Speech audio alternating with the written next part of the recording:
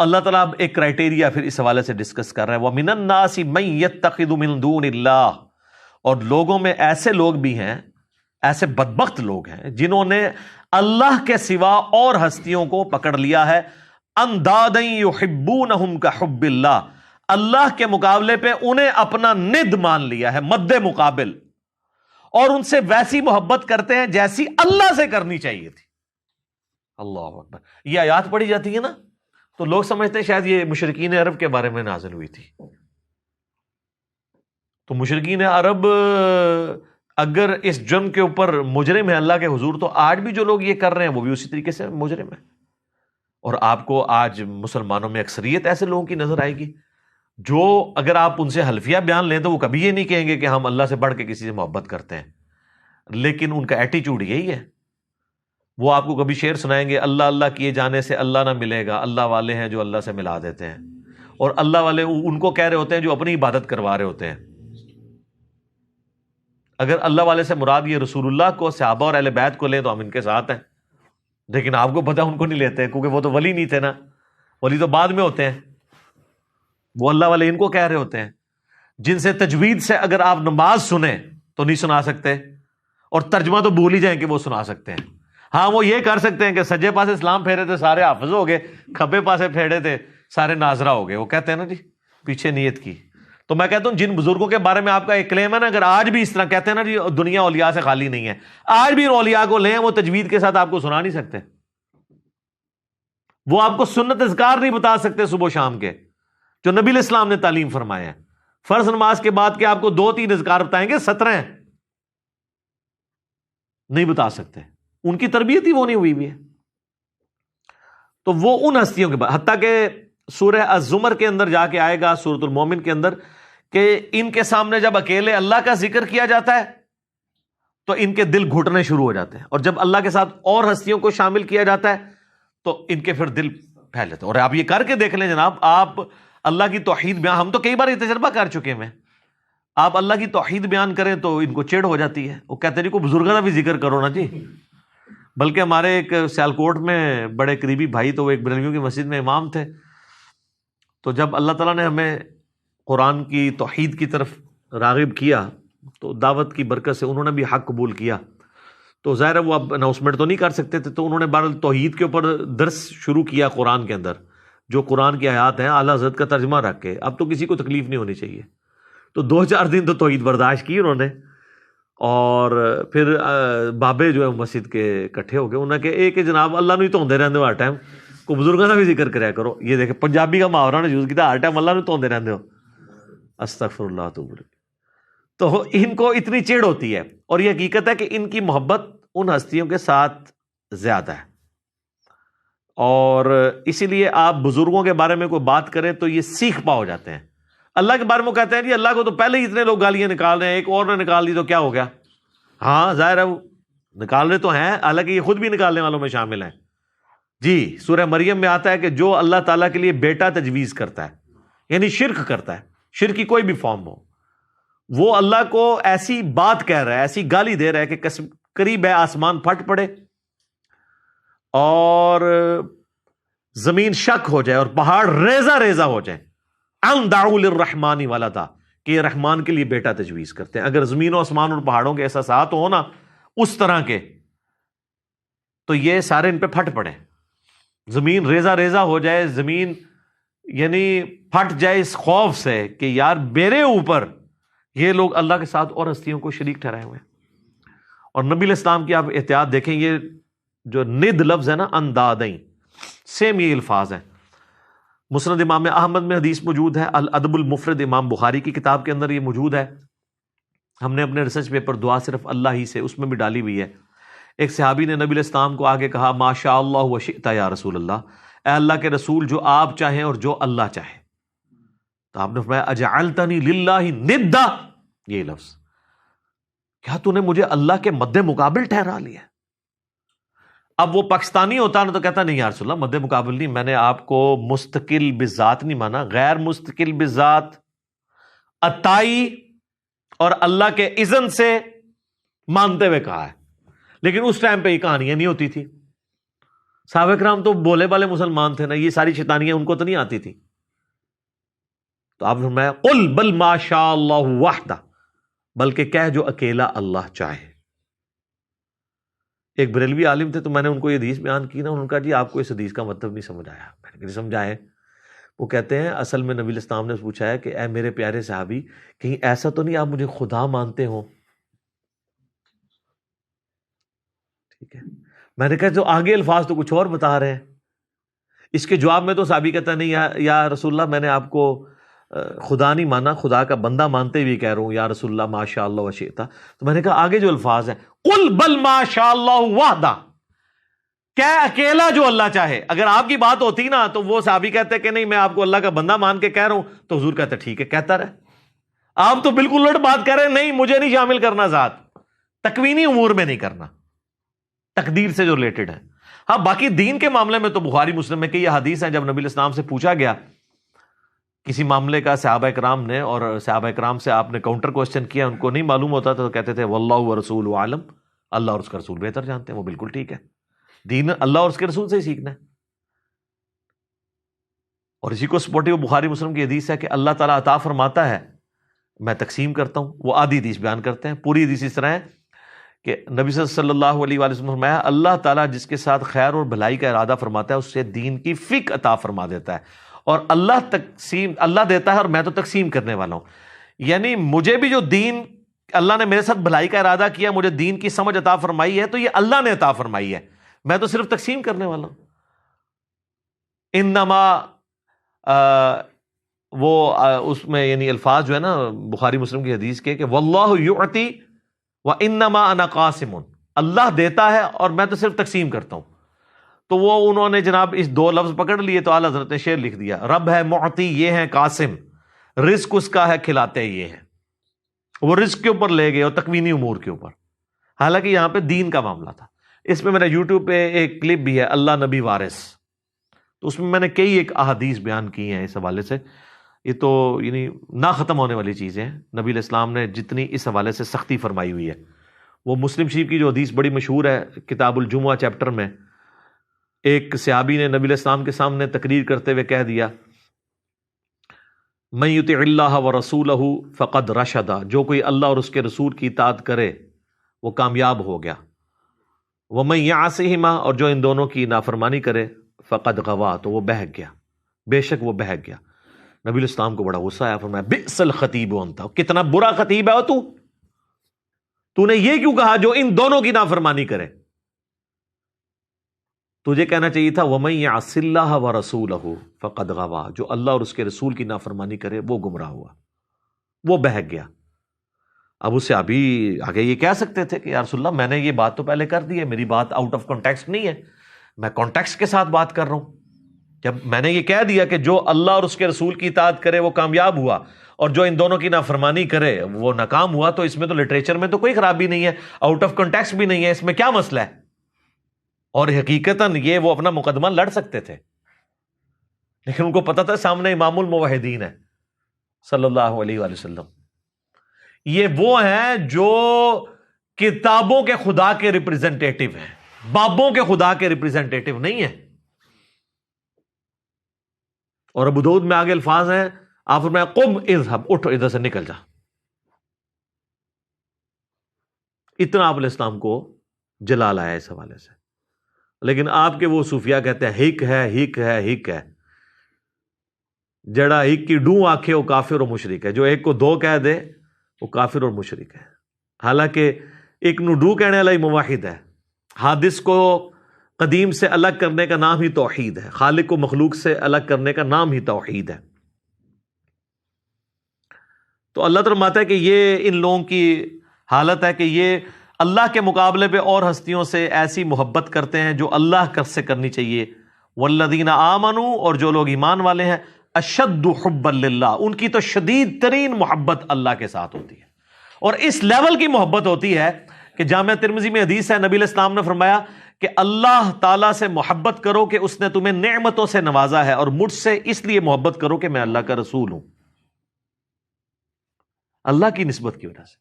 اور میرے اہل بیت سے محبت کرو کیونکہ ان کی نسبت میرے ساتھ ہے. یہ ہمیں چین بتائی گئی ہے. یہ کہتے ہیں جی وہ شیخ احمد سنندی جن کو مجدد الافسانی کہتے ہیں وہ کہا کرتے تھے میں تو اللہ کو مانتا ہی اس لیے ہوں کہ وہ نبی کا رب ہے. حالانکہ قرآن میں بالکل اور بات ہے, یہ الٹ بات کی ہے. قرآن تو کہتا ہے لقد من اللہ علی المؤمنین اذ بعث فیہم رسولا, یہ اللہ کا احسان ہے کہ اس نے مومنین میں رسول کو بھیجا ہے اپنی شناخت کے لیے. یہ الٹی گنگا لے کے چلتے ہیں, اور پھر ظاہر ہے یہ باتیں تو بکتی ہیں. پھر انبیاء کی شان میں غلوب کرنا تو بکتا ہے نا جی, عیسائیت میں بکا ہوا ہے نا, آپ دیکھ لینا.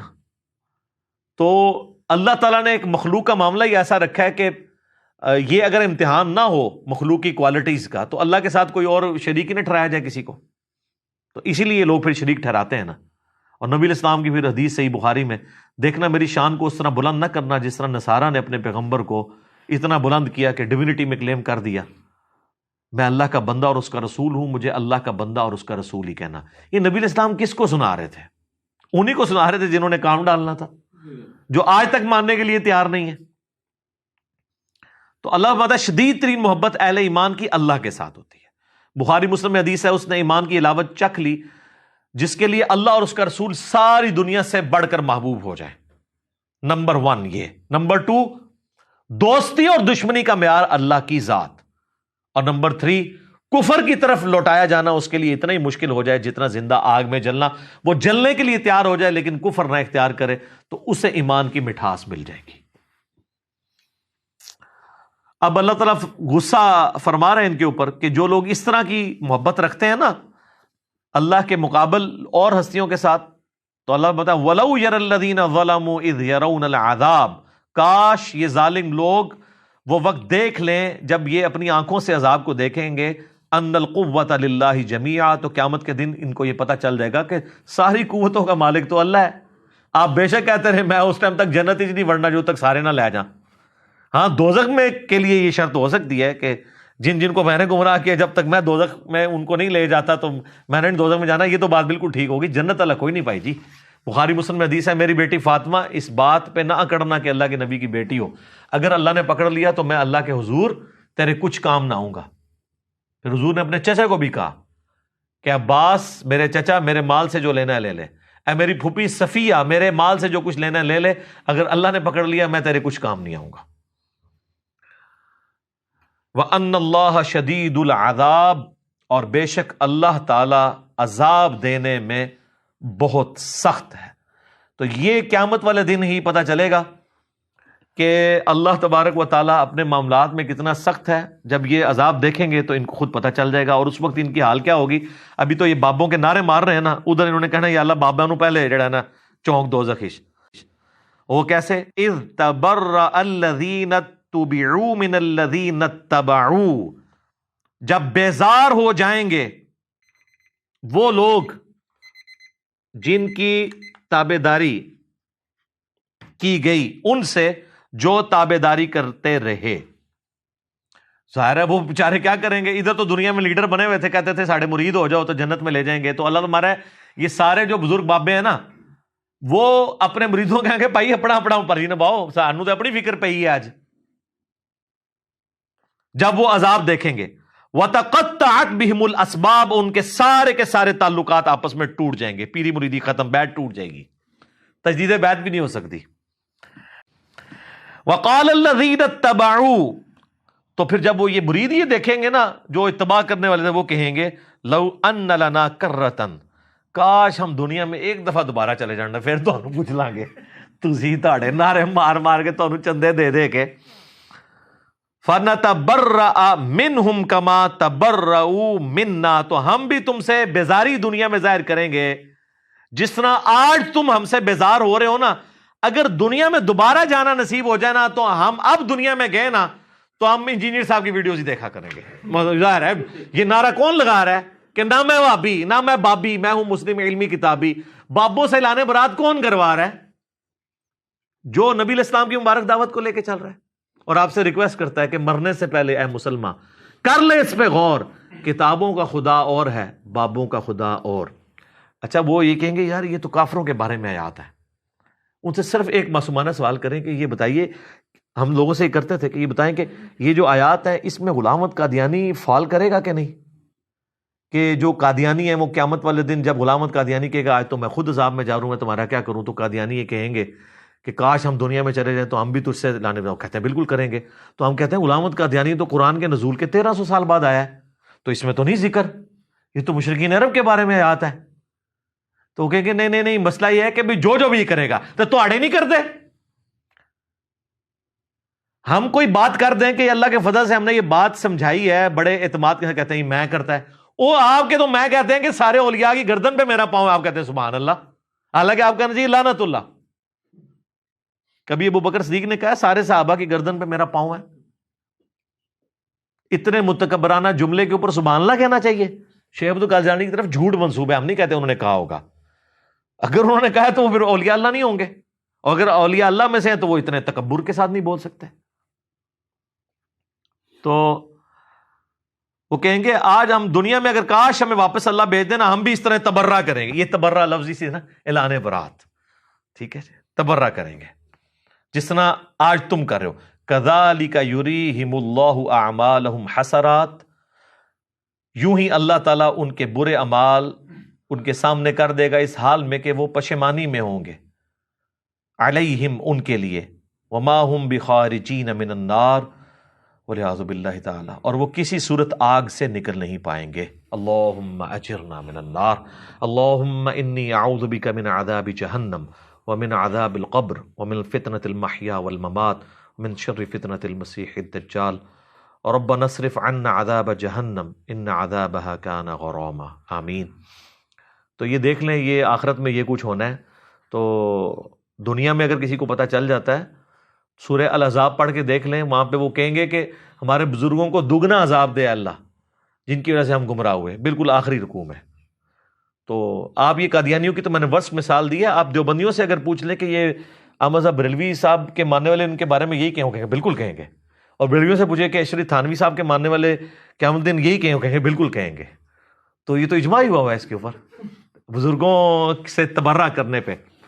تے اے تبرے جڑے نا بزرگوں سے کرو جے کرنے جے اعلان برات، ٹھیک ہے، اس سے پہلے کہ وہ آپ سے اعلان برات کریں۔ اور دیکھیں اللہ تعالیٰ کتنا شفیق ہے، اس نے قیامت کی جو وہ ویڈیو تھی نا پہلے ہی چلا دی ہے، تاکہ وہاں جا کے آپ کو شرمندگی جو ہونی ہے نا پہلے ہی پتہ چل جائے، اور آپ مرنے سے پہلے غور کر لیں۔ کیا کہ مرنے سے پہلے اے مسلمان کر لے اس پہ غور، کتابوں کا خدا اور ہے، بابوں کا خدا اور یقین جان ایک دفعہ بھی زندگی میں تو نے غور کیا نا، تیرے اندر سے آواز نکلے گی کیا کہ نہ میں وہابی نہ میں بابی، میں ہوں مسلم علمی کتابی۔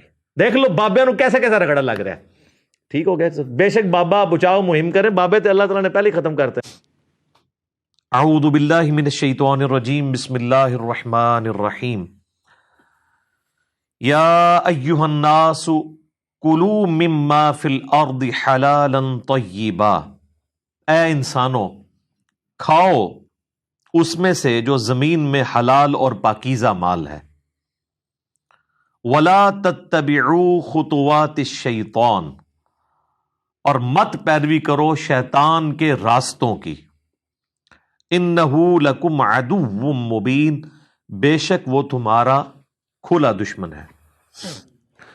اصل میں اشارہ اس طرف ہے کہ اللہ تعالیٰ جو کہ تمہارا خالق ہے، اسی نے تمہارے لیے زمین میں رزق کا بندوبست کیا ہے، تو جس کا رزق کھا رہے ہو اتباع اور اطاعت بھی اسی کی کرو۔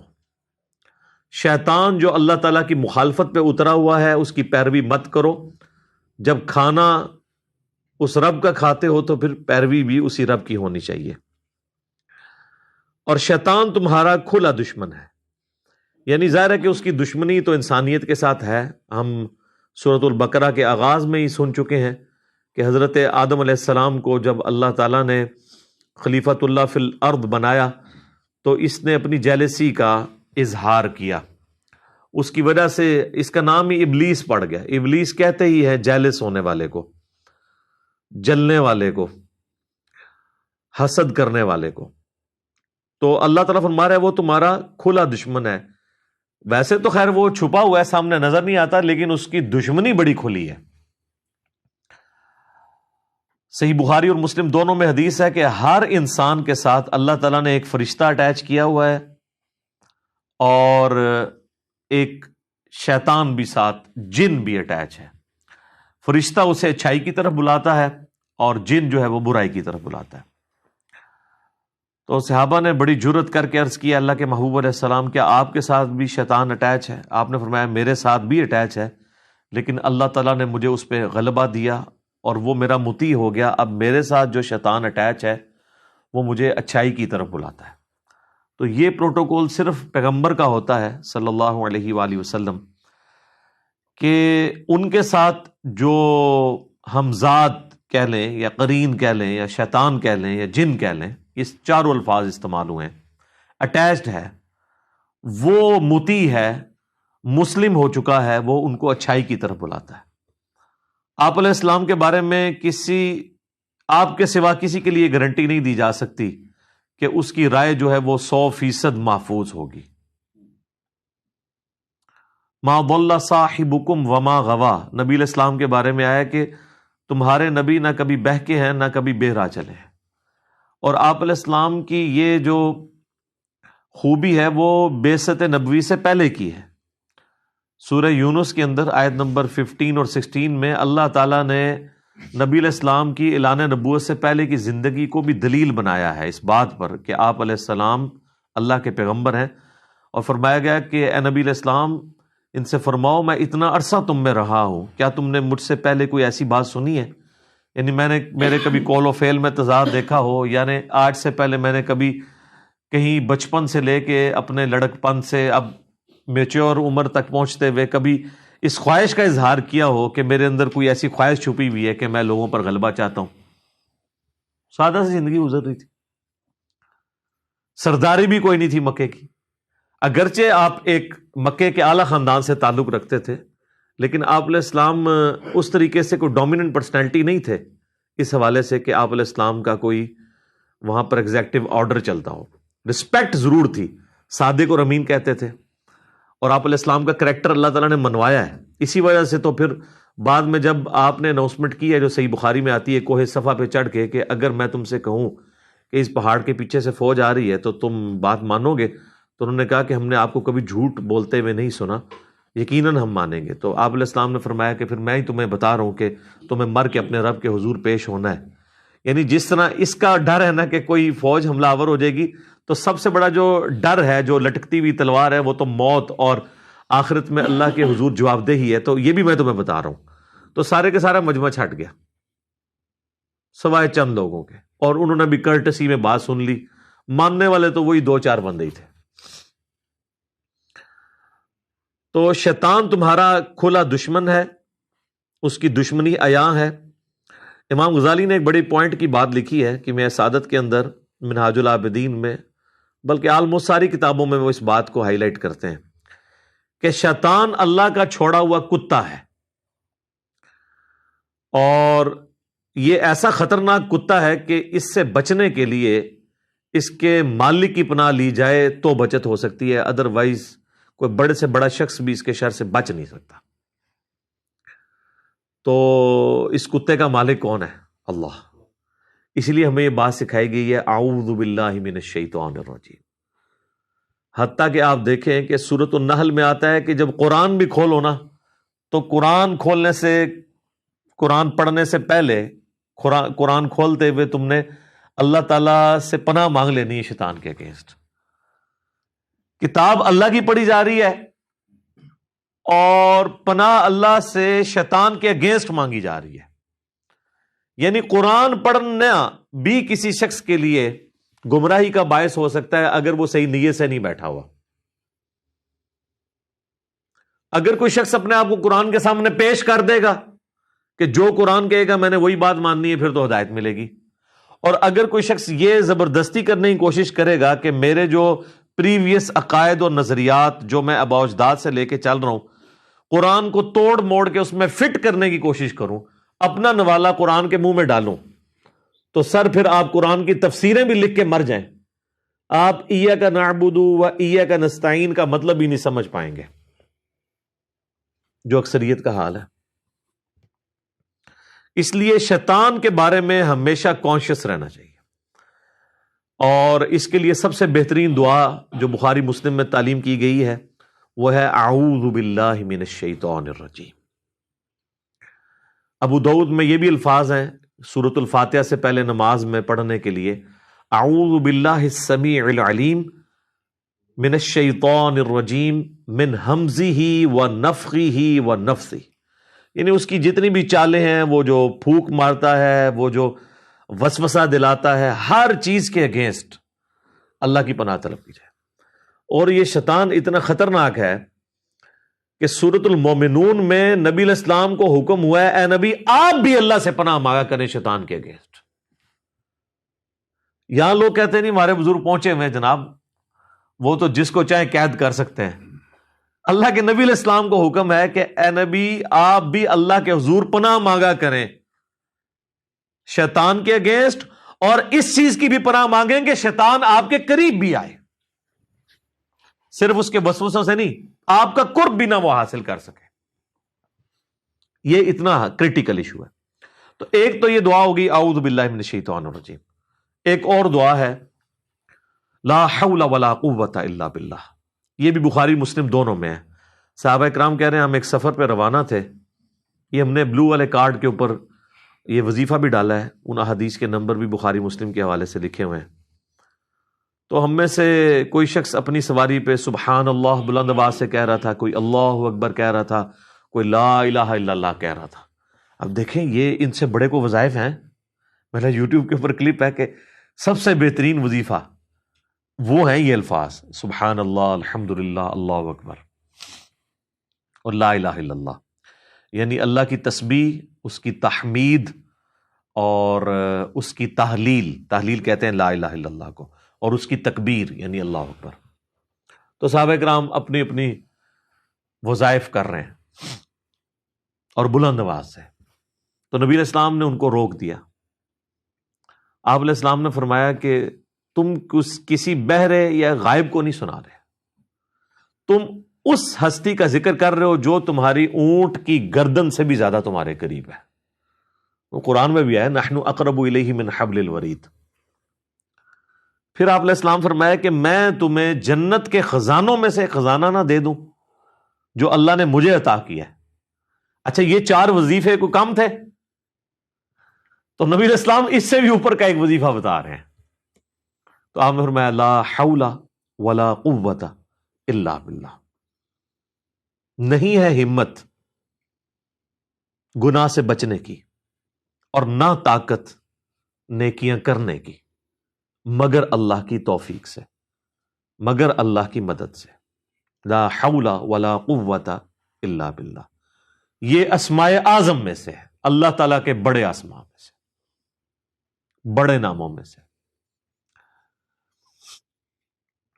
اور جو ابو داؤد میں اور ترمذی میں صلاۃ التسبیح والی حدیث ہے، اس میں یہی کلمہ 300 دفعہ پڑھا جاتا ہے، سبحان اللہ والحمد للہ ولا الہ الا اللہ واللہ اکبر، یہ 4 کلمات۔ بعض لوگوں نے اس میں ولا حول ولا قوت الا باللہ ایڈ کیا، وہ صلاۃ التسبیح میں تو نہیں آتا لیکن الگ سے ضرور ہے۔ صحیح بخاری میں ہے کہ نبی علیہ السلام جب بھی رات کو آپ کی آنکھ کھلتی تھی تو آپ پڑھتے تھے لا الہ الا اللہ وحدہ لا شریک لہ لہ الملک ولہ الحمد وہو علی کل شیء قدیر سبحان اللہ والحمد للہ ولا الہ الا اللہ واللہ اکبر ولا حول ولا قوت الا باللہ۔ اور ابن ماجہ میں آتا ہے الا باللہ العلی العظیم، جو میرا ایک کلپ بھی ہے 6 کلموں کا ثبوت، ان میں سے 4 ثابت ہیں، باقی 2 علماء کے بنائے ہیں، تو 4 کلموں کا ثبوت ہے۔ تو یہ تیسرا کلمہ جسے ہم کہتے ہیں یہ بھی ثابت ہے۔ تو وہاں پہ بھی لا حول ولا قوت الا باللہ آتا ہے۔ تو یہ صبح و شام کے وظائف میں بھی اسے کرتے رہنا چاہیے، اور اس نیت کے ساتھ کہ آپ اللہ تعالیٰ کی پناہ حاصل کر رہے ہیں شیطان کے اگینسٹ۔